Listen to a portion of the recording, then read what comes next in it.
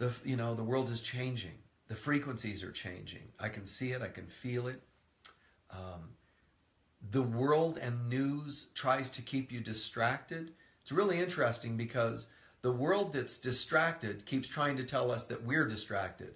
We're distracted with these kind of the fads of spirituality. We're distracted with these gimmicks of spirituality. They don't actually realize that their whole world is a gimmick and the spiritual is the only thing that's real. So that's why I have little interest in that side of things and that side of the argument where people get real passionate about petty things. But like they say, don't sweat, the petty stuff. And it's all petty stuff of this world. Spirituality is all that matters. And that's what I've always said. That's what I'll always say. And, to my end and beyond. So it is all that matters. So stay the course. Do the best you can. I'm not saying neglect the mundane stuff, especially the ones that most nag at you and pull at you and need you. I understand that. We all have our day-to-day stuff, day-to-day bills to pay, put fuel in the car, and practical things. But everything's changing very fast. And when you hear about alignments, planetary alignments, such as, when the moon is in the 7th house and Jupiter aligns with Mars, it's the song Aquarius, you might remember anyway.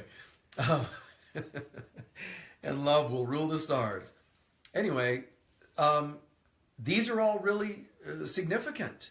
When you start hearing things about blood moons and full moons and this alignment and grand crosses, and these are all signposts. Now, some of us go, oh my God, this is what's happening in the stars. It's going to affect us. It causes us.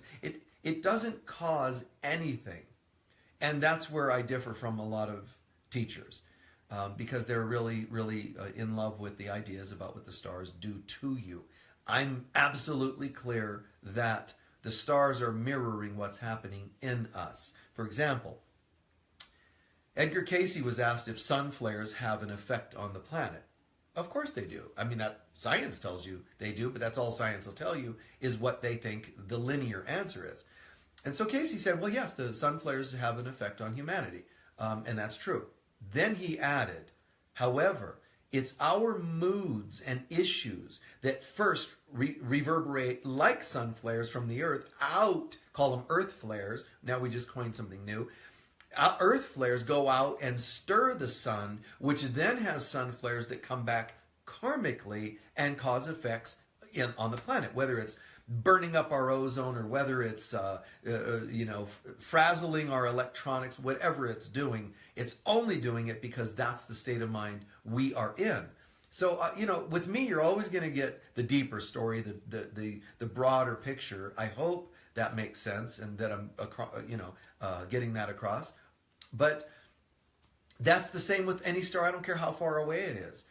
It all is mirroring us. And I'm not saying that I'm somehow downplaying the beauty of the cosmos. Not at all. I'm saying that we live in a symbiotic relationship with it. It is not parasitic. It is not one way, one direction. And they're not doing to us, these stars and planets. Frequencies are changing. Our bodies are changing. And it's hard for medicine and these other worlds to really accept that and understand that. But, we're not going crazy. We're just waking up. And the others are crazy because they're focused on the crazy world, the linear world, the dense world. I mean, you can't be any crazier than that. If you know you're a spiritual being, which we are, but if we know that we're spiritual beings, but we act like we're nothing but dense beings, that's actually a good word for it. We're really, those kinds of people are dense. If you've ever heard somebody say, man, you're so dense. Well, that's a good phrase for it because people that are mundane are very dense. And dense is not at all masterful, mastery, broad in consciousness. It's not brilliant or anything like that. It's just dense. So if you want to think of yourself and identify with yourself as being a brick, then good for you. Then I think you should be proud of being a human because that's pretty much what a human is. It's made of the red clay of the earth, as they say in the Bible. You're just made of the dust, and the dust you shall return. If that's all you can think, then good for you. Or you go to college and now you're a cleverly shaped brick, but you're just a cooler shaped brick. because you've now shaped your intellect. Spirit is not a brick. Spirit is this. It's this broad consciousness. And those of us on the spiritual path, we're identifying with that. And then we're trying to relate in a world of bricks. And it just doesn't go very well. So you're not going crazy. You're just waking up. I'm terribly sorry about how difficult it can be to be on the path in a world that is not at all about the path. But it is challenging, but it's all going to work out in the end.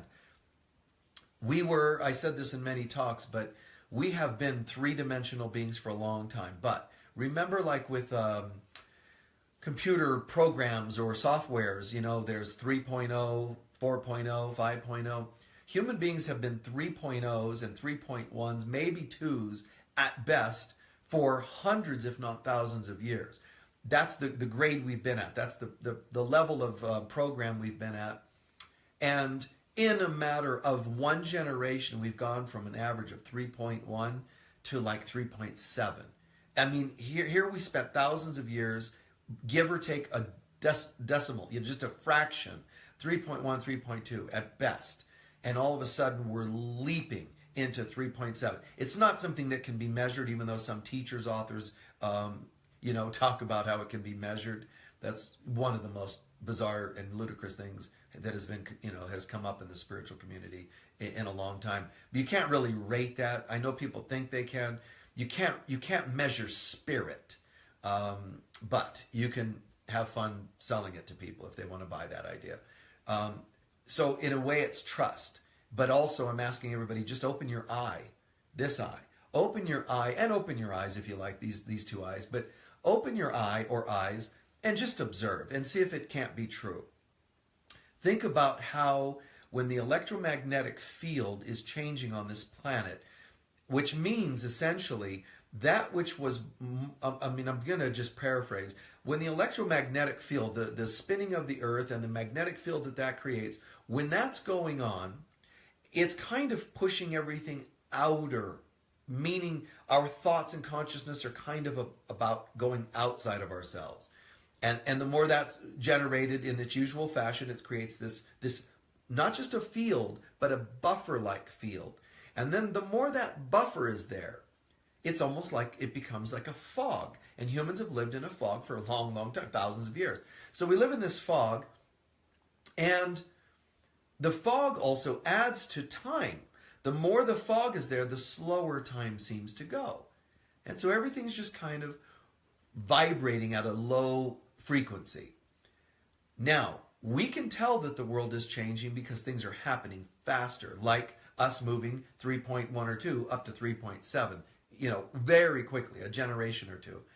And then we can also tell things are moving faster because technology is moving faster. And then this also tells us about our electromagnetic field of the planet is slowing down. It's changing. Now, those kinds of things are measurable if one needs to measure them. I don't need to measure it to prove it to myself. I already know this is happening. But that field is now slowing down. And, some say when that slows down enough, it's almost certain in the geological history that you end up with a pole shift. Now, the pole shift here, I'm not trying to be Nostradamus and say, a pole shift is coming, which, by the way, a pole shift is coming. So that's true. But I'm not trying to be like Nostradamus and say, a pole shift is coming. What I'm saying is, it is. But what's more important than the shift, which will bring dramatic earth changes, and the more we allow subtle changes in our individual self and then collectively, like around us, the more it lessens the dramatic shifts of the planet or beyond the planet sometimes. So internal shifts, if we do them right, will prevent big shifts.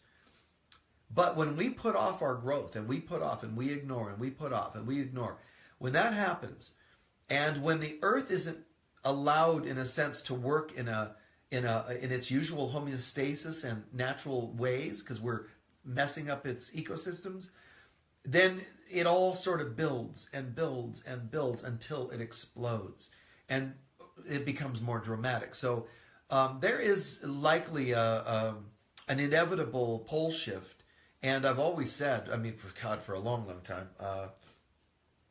that's likely to be within hour to one or two at the most generations from now. It's all going to be happening. And you can think, oh, whew, so maybe it'll be next generation. That's still not good news, just because you think you're not going to be here. Chances are, if you're here now, you'll be incarnating within the next generation anyway, because everything's speeding up. Once upon a time, people incarnated sometimes 1,000 years apart, or sometimes hundreds of years apart. Now, people are barely gone for one generation, and they're already back, because everything just keeps speeding up. So listen to that, watch for that in your own observations. Think about it like when you hear about electromagnetic fields, when you hear about information moving faster. As the electromagnetic buffer, fog, dies down, there's nothing to keep information from being instantaneous, which also means insights that people are having. Now, that doesn't mean every time a person thinks they have an insight that it's always valid from God and all that. It doesn't matter. It's stimulus. It's information. So look at the nervous systems of people. More and more people that I meet have some kundalini damage, some neurological nervous systems, hypersensitivities. It's not because there's something wrong with them, but they're trying to adapt to this. The fog is gone. There used to be this fog energetically that we lived in, and people could kind of be denser, slower. It'd be like if you talk to a person one generation, if you talk to a person 40 years ago, and started talking to them about, I think one day there's going to be this internet and blah, blah, blah, and live feeds, and they would have looked at you with just kind of this, like, huh? Because that Neanderthal-like consciousness was pervasive, and it's still on the earth amongst people. But just in one generation, that consciousness existed for hundreds and hundreds of years, and it went away in one generation for the most part. So we're all moving, man. We're moving on. We're rising in consciousness. We're raising our frequency. Things are happening. They're happening fast, and it's quite beautiful. And if you know the full picture, it's also kind of scary. It's scary because it's different, but it's also scary because it keeps affirming that there's more to come in a dramatic sense. So when people are sweating stuff, they're worried about their favorite this and that happens on the planet, or it doesn't happen. Their favorite show gets canceled, or their candidate doesn't get elected. Whatever it is, people are sweating petty stuff, and that will only bring bad things for us, because our job is to move beyond it. So when we can have things like Unity of Sedona, we have a spiritual center where people can go and just participate. But I don't just mean I'm praising it because I'm there. I'm saying that any of us should be creating our space. Your home should be a place, as the old saying in the Bible goes, where angels would seek to dwell. Does it feel like that? So creating a space that feels as sacred as possible. Creating a vibration, a clean energy about yourself, your space, your work environment. Even if you're working at a corporation in a cubicle, does it feel different? I mean, if I had that, I'd still have all my spiritual stuff there, because I would make my own reality as it goes. So create what you can, and create your own, if you can, your own garden in your backyard. An old piece of advice from Edgar Cayce: everybody should have their own little, even if it's a little garden of something. Just find a way to create sanity in an insanity, life in a life of death. Most people don't realize it, but they are the walking dead. They're the living dead. They're not really living at all. They're just the walking dead. And our destiny is to thrive. And these people aren't even alive, let alone thriving. And I'm not criticizing a particular group or whatever. I'm saying planet Earth is made as a flipping off to God, that we're pissed off that we believe we separated, and we live in hell now, is the way it feels. I know that's hard for some people, so go and watch, I won't name names, go and watch some other teachers that'll kiss your butt, okay? Instead, I got to tell you this, it sounds harsh, but there's realities that we have to kind of click into, and we must create a spiritual presence. We have to stop lying to ourselves and deceiving ourselves about things. And as I've said many times, there's a lot of things I'd like to say now, but time is limited. But to not get the wool pulled over our eyes all the time and to blame others for doing it. We have to also choose to be awake. And just imagine, like, I'm ready to just be awake. So we've got Unity of Sedona, and more of the activity there is becoming collaborative, more and more. I was just sharing in a newsletter with those folks. I came here, you guys wanted a good teaching. And in my opinion, I agree, and they agree, that I took it tenfold of what they were hoping any teacher would be in Sedona. So it's like everybody just went, wow, and we attracted droves of people to one center. Took it from a mediocre attendance in this small town to something that's in the hundreds, and that's unseen here. There's not even buildings that hold that many people in this town. But we launched, and it went really beautifully. Then we went through a thing where I was sort of being challenged as to, will I be here or am I just passing through? And I was going to just pass through. But with the challenges that arose, I had to decide to be here. So this is where balance comes in, guys. Spirit is guiding me to come here. And yet, coming here, passing through Sedona, passing through your job, passing through your family, passing through life is one thing. It's another to be balanced enough to ground yourself and make your presence felt in whatever way that means. You're not there to just make toast for your kids in the morning. There's more to it all. And so are you not just leaving your stamp creatively, not just leaving your stamp intellectually, but are you being of service in some way that makes people's lives different? Have you improved anybody's life at all? And if you did, don't forget to give thanks that you made healthy choices. It's not bragging. It's not conceit or arrogance. It's right to say thank you, yes, to myself, to go, nice job, because that programs into my brain to do it more because it felt good. So, and thank people that were significant in your life, obviously. So after that phase, the first few years at Unity of Sedona, we started a year or so ago doing like these kinds of live feeds, but also realizing we're actually not here to just say be a center in Sedona, because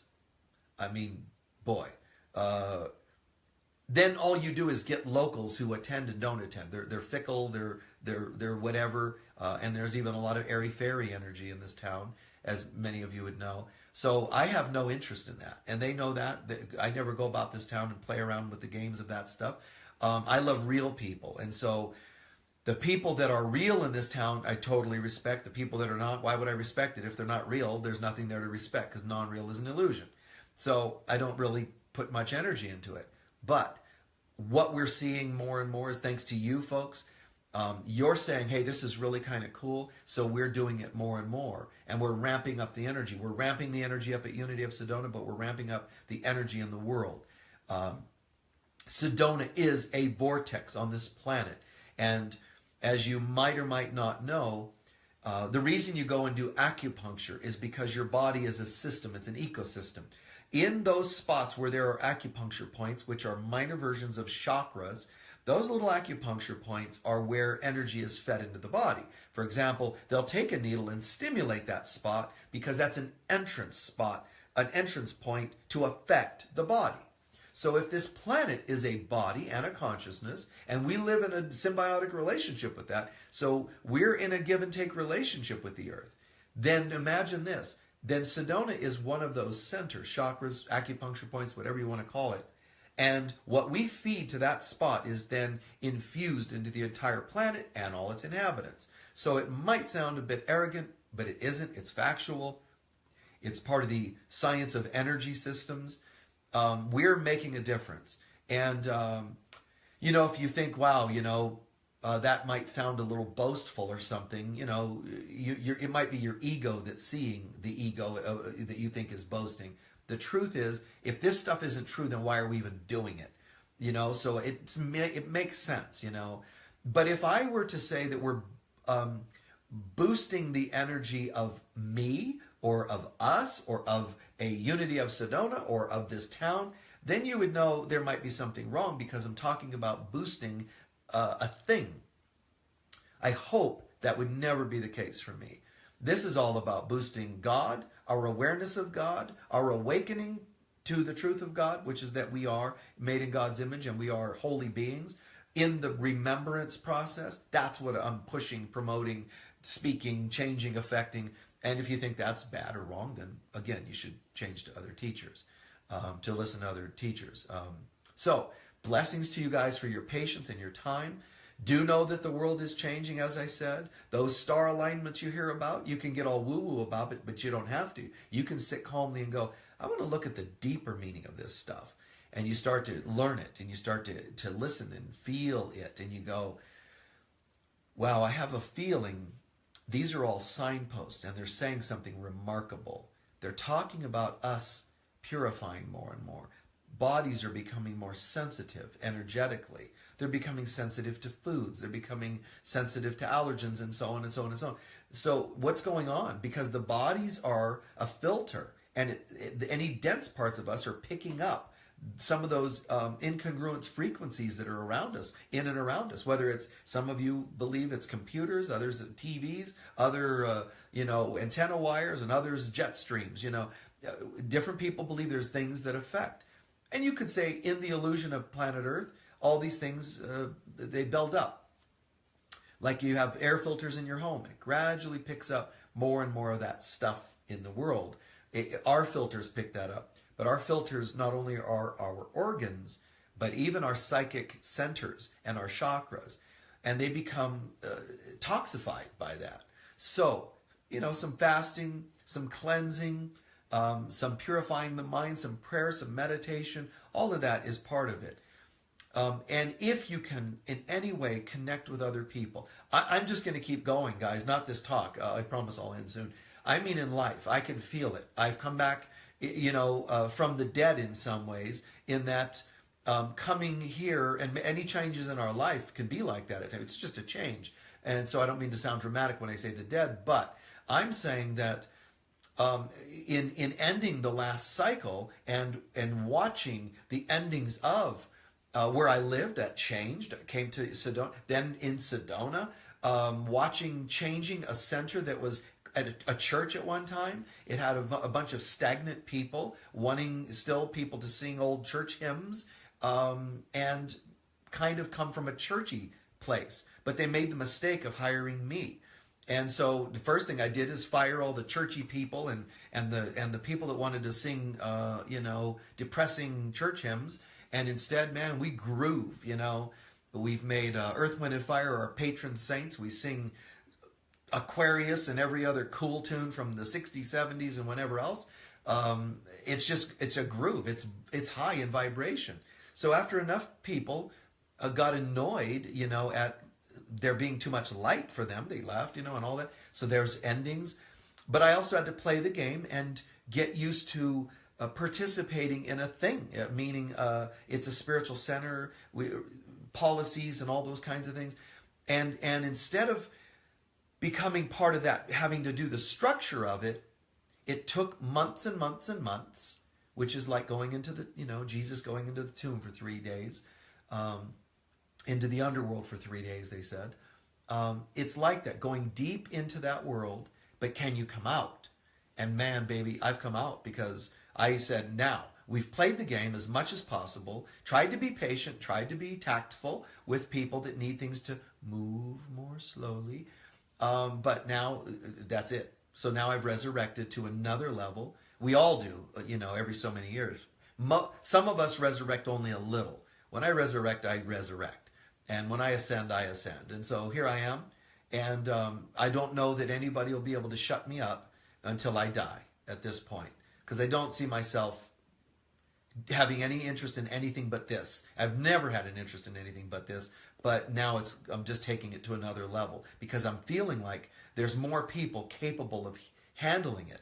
So instead of just my work and touring and teaching, which was wonderful, every topic under the sun, and healing and counseling and all these wonderful things and sessions, but it was before, it was working in a world that I needed to help teach about this stuff. Now I've found people in Sedona that are just as nuts as me, that are ready to just fly at 1,000,000 miles an hour or beyond, let's say beyond light speed, They're doing it, and now we found you people, who are as nuts as we are in Sedona, Unity of Sedona. So all of a sudden we're gathering our tribe, and this is quite cool. We're gathering a tribe. We're cooperating and collaborating and giving feedback to each other. We don't all have the same exact ideas and beliefs, but generally speaking, we're recognizing something is happening in and around us, in us and around us, with each other, with the world, the vibrations, the frequencies. I'm going to start a couple more group Facebook pages that have to do with, people collaborating, collective, becoming a collective consciousness.